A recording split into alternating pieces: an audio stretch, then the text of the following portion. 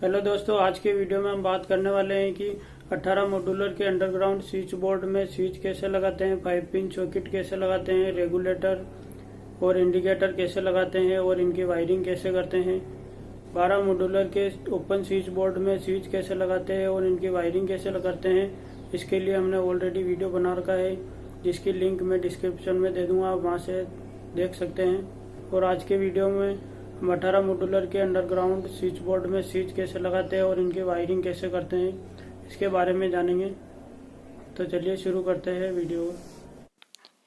यह हमारे 18 मॉड्यूलर के स्विच बोर्ड की शीट है, जिसमें हमें स्विच सॉकेट और रेगुलेटर इंडिकेटर ये लगाने हैं।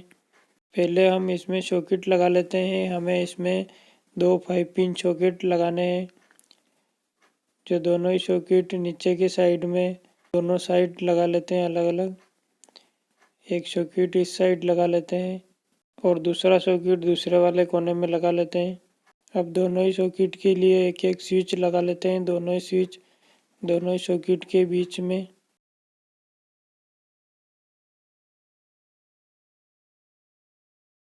सभी स्विच और सॉकेट में इस टाइप के टोकन निकल रहे हैं। ये टोकन 1 रुपये से लेकर 10 रुपये तक के हैं, जो कि हम इन टोकन को इकट्ठा करके दुकानदार को वापस दे देंगे, तो वो उसके बदले में हमें वापस पैसे दे देगा। जितने रुपए के टोकन होंगे उतने ही रुपए वो वापस दे देगा हमें। हम शीट के इस एक साइड में फैन रेगुलेटर लगा देते हैं। ये 2 मॉड्यूलर का रेगुलेटर है, जो कि 2 मॉड्यूलर की जगह में आ जाएगा। और दूसरी साइड में एक रेगुलेटर और लगा लेते हैं। जिस तरह से हमने 5 पिन सॉकेट लगाए थे, उसी तरीके से हम रेगुलेटर लगा लेते हैं दोनों ही। और दोनों ही रेगुलेटर के लिए 2 स्विच निकाल लेते हैं अलग अलग, जो दोनों ही रेगुलेटर के बीच में लगाने हैं हमें। एक साइड के रेगुलेटर के लिए एक स्विच और दूसरे साइड के रेगुलेटर के लिए दूसरा स्विच है ये। इसी तरीके से हमें स्विच सॉकेट लगाने होते हैं और रेगुलेटर भी इसी तरीके से लगते हैं। ओपन स्विच बोर्ड और अंडरग्राउंड स्विच बोर्ड में स्विच एक ही तरीके से लगते हैं। अब हमें 4 स्विच लगाने हैं, जो कि 2 स्विच होल्डर के लिए और 2 स्विच सीलिंग रोज के लिए, जहां हमें ट्यूबलाइट लगानी है। उसके लिए हम चारों स्विच बीच के साइड में लगा लेते हैं।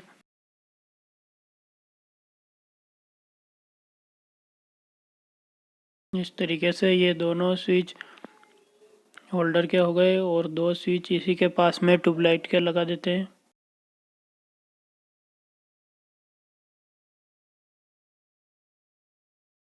अब एक स्विच और बाकी है, इसे भी लगा देते हैं। ये चारों ही स्विच हो गए हैं, जो कि 2 होल्डर के लिए है और 2 ट्यूबलाइट के लिए है। अब एक इंडिकेटर और लगा लेते हैं एक साइड में। 2 मॉड्यूलर की जगह है, जिसमें एक जगह इंडिकेटर लगा लेते हैं और एक जगह स्पेस लगा देंगे खाली जगह में। ये इंडिकेटर है, जिसे हम यहाँ साइड में लगा देते हैं। और यहाँ बीच में एक मॉड्यूलर की जगह और बच रही है, इसमें हम स्पेस या ब्लैंक लगा सकते हैं, या फिर हमें ज़रूरत हो तो हम 2 पिन सॉकेट भी लगा सकते हैं। और हमें स्विच की ज़रूरत हो तो एक स्विच एक्स्ट्रा भी लगा सकते हैं हम इसमें। इसी तरीके से हमारा ये स्विच बोर्ड कंप्लीट फिटिंग हो गया है। अब इसकी वायरिंग कैसे करते हैं वो देख लेते हैं। इस तरीके का होता है स्विच बोर्ड। इसकी वायरिंग करके देख लेते हैं। अब इस स्विच बोर्ड की प्लेट में स्विच सॉकेट कंप्लीट लगने के बाद हम इसमें स्विच बोर्ड में स्क्रू से इसको लगा के इस तरीके से हम ये प्लेट लगाते हैं इसकी ऊपर की।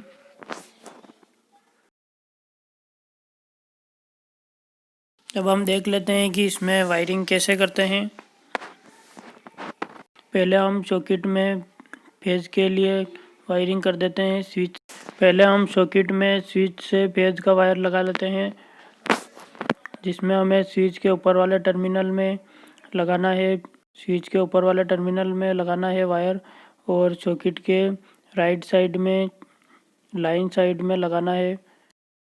अब हम दूसरे सॉकेट में भी इसी तरीके से लगा लेते हैं। वायर का एक सिरा स्विच के ऊपर वाले टर्मिनल में और दूसरा सिरा सॉकेट के लाइन साइड में लगा देते हैं। सॉकेट में हमेशा ही लाइन साइड में फेज वायर लगाना होता है।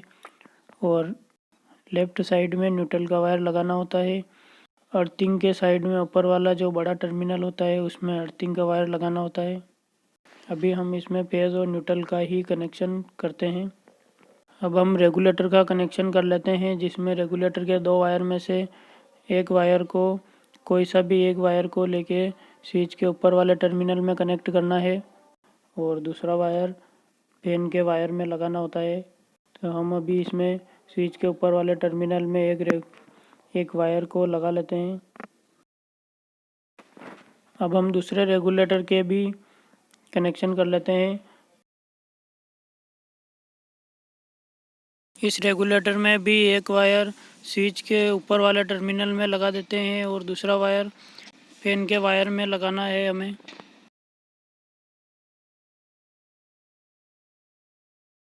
अब हमें इंडिकेटर का कनेक्शन करना है, जिसमें एक वायर न्यूट्रल में लगाना है और दूसरा वायर डायरेक्ट फेज में कनेक्शन करना है। इंडिकेटर के 2 वायर में से एक वायर पर ये ब्लैक का निशान है, मतलब इसे न्यूट्रल में लगाना है और एक वायर जो रेड का है पूरा ही उसमें हमें फेज का कनेक्शन करना है, डायरेक्ट फेज का कनेक्शन करना है। इसमें इंडिकेटर के न्यूट्रल का वायर थोड़ा छोटा है, तो हम इसमें सॉकेट का न्यूट्रल के साथ में एक वायर और जॉइंट करके सॉकेट के न्यूट्रल के साथ कनेक्ट कर देते हैं और दोनों सॉकेट के न्यूट्रल और इंडिकेटर का न्यूट्रल सीरीज में डायरेक्ट कनेक्ट करना है हमें। इंडिकेटर का न्यूट्रल और पास के सॉकेट वाले न्यूट्रल के दोनों तार को आपस में जॉइंट करके इस तरीके से एक न्यूट्रल में सॉकेट के न्यूट्रल साइड में कनेक्ट कर देते हैं और दूसरे वायर को दूसरे सॉकेट के न्यूट्रल के साथ में मेन सप्लाई से आने वाले न्यूट्रल को और इन दोनों को जोड़ के यहाँ कनेक्ट कर देंगे।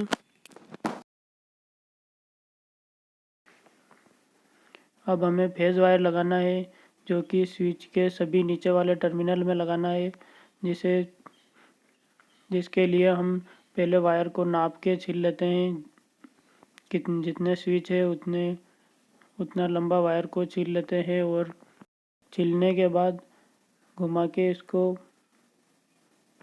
सभी स्विच के नीचे वाले टर्मिनल में एक साथ लगा देते हैं। सभी स्विच के स्क्रू को लूज करके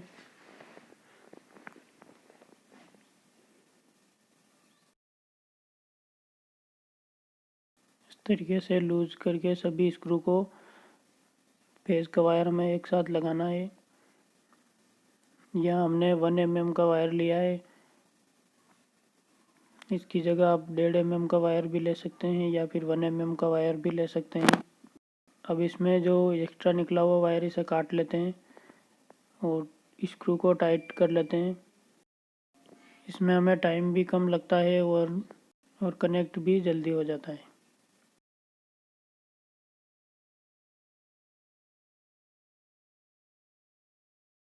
बीच वाले 2 स्क्रू लूज है, इनको भी हमें टाइट करना है। उससे पहले हम यहाँ सॉकेट के स्विचों में वायर को नाप के छील लेते हैं और दोनों स्विचों के नीचे वाले टर्मिनल में इसी तरीके से फेज का वायर लगा लेते हैं।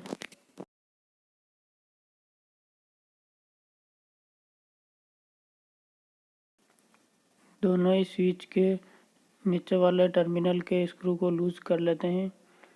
लूज करने के बाद इस तरीके से वायर लगा लेते हैं। वायर लगा के एक स्क्रू को टाइट कर लेते हैं और एक्स्ट्रा निकला हुआ वायर को काट लेते हैं और उसके बाद में फिर हम दूसरे टर्मिनल को भी टाइट कर लेते हैं। हमें स्विच बोर्ड के सभी टर्मिनल के सभी कनेक्शन टाइट कनेक्शन ही करने हैं, लूज कनेक्शन नहीं करने हैं। नहीं तो लूज कनेक्शन से स्पार्किंग होती है, उस स्पार्किंग से फिर वायर भी जल जाते हैं। इसीलिए हमें लूज कनेक्शन नहीं करना है, सभी में टाइट कनेक्शन ही करना है।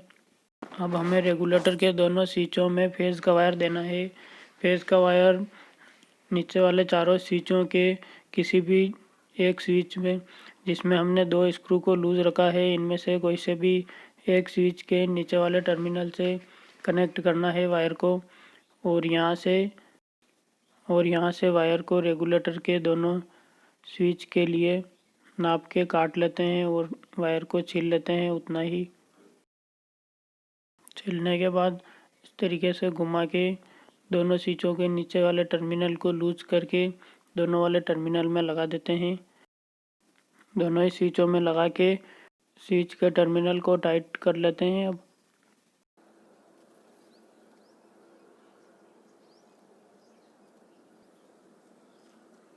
अब नीचे वाले चारों स्विचों में एक स्विच का स्क्रू लूज है, इस स्क्रू में हमें फेज का वायर लगाना है और न्यूट्रल का वायर हमारे एक सॉकेट के न्यूट्रल में लगाना है, जिसमें हमें अभी तक वायर नहीं लगाया है।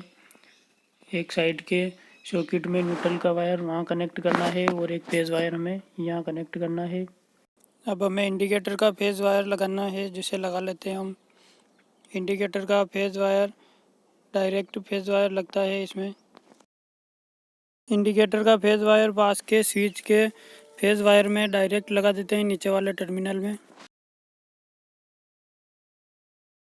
ये हमारी वायरिंग कंप्लीट हो गई है। एक बार चेक कर लेते हैं, जिसमें हमारा फेज का वायर रेगुलेटर के दोनों स्विचों से होता हुआ होल्डर एंड सीलिंग रोज के चारों ही स्विचों के नीचे वाले टर्मिनल में लिया गया है और यहाँ से होते हुए हमने सॉकेट के दोनों ही स्विच के नीचे वाले टर्मिनल में लिया है फेज का वायर।